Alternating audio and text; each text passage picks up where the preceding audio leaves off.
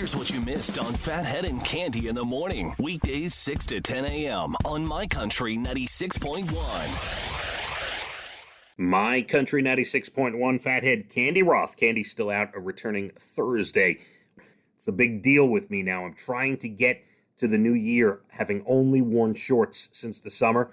But I believe the jeans will go on today as I leave the house. I had to tell you, I'm a huge Netflix guy. And by the way, I would love to check out some of the stuff on Amazon and Hulu, and I have all that. I can, but it's a couple of extra steps. Like I got to put this cord into this HDMI cable and this, and hit a couple of remotes.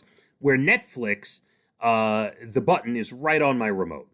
And I hit the Netflix button, and there it is, a world. I dive into this world, this dream world. It's like a kid in Disney World. And so, a couple things over the weekend. I told you that over Halloween, I would be home with the dogs, monitoring our front porch, making sure the kids got candy. And I was, and I finished the final season of Breaking Bad, which I'm so excited. I finally got around to watching the series. It was well worth it. Amazing. I'm going to let it simmer a little bit before I get into Better Call Saul.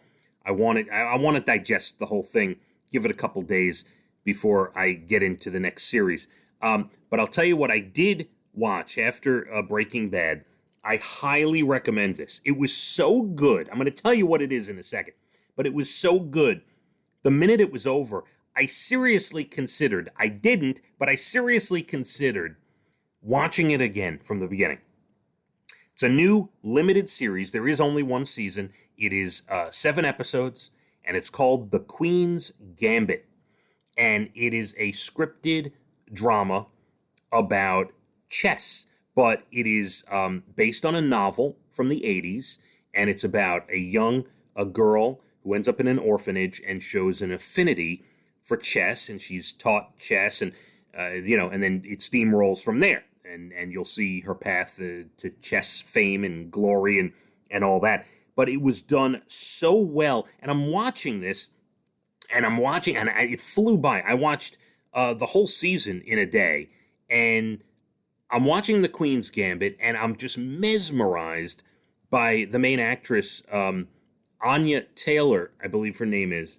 And just amazing. The whole cast was amazing. But I always like to, at the end of a series where, obviously I knew Breaking Bad was, acclaimed by everyone. The critics loved Breaking Bad. Everyone loved Breaking Bad. So I didn't have to go seek that out. But I like to go check out reviews of things after I watch it to see who agrees with me. And every review I read, 5 out of 5 stars, 4.5 out of 5 stars, a perfect 10.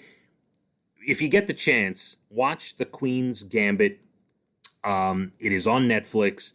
It is, if it was a movie, it's a 7-part, it's 7 episodes, and it's one season. If it was a movie, I'd consider it one of my favorite sports movies of all time. Because I do consider chess a sport. I mean, for sure. And it's incredible. The writing, the acting, the cinematography, the whole thing, really, really cool. Well worth it. And I think you'll enjoy The Queen's Gambit on Netflix. Couple things going on in the world. Have you tried Dream Tourism? It's the new way to travel during the pandemic. You train yourself to dream about exotic vacations. If it sounds unbelievable, studies have found 38 to 75% of people can influence their dreams if they use the right techniques, and you can download a guide online to learn how to be a dream tourist. And here's one for you.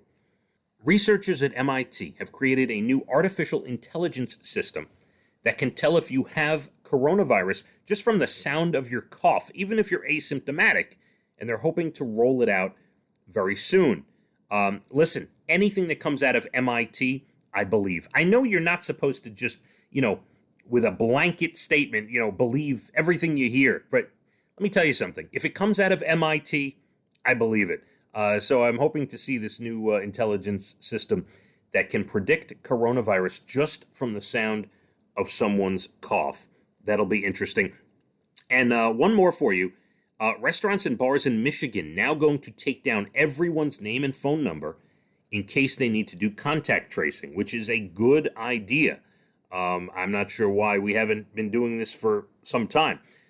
We are having trouble in this country doing the contact tracing and figuring this all out.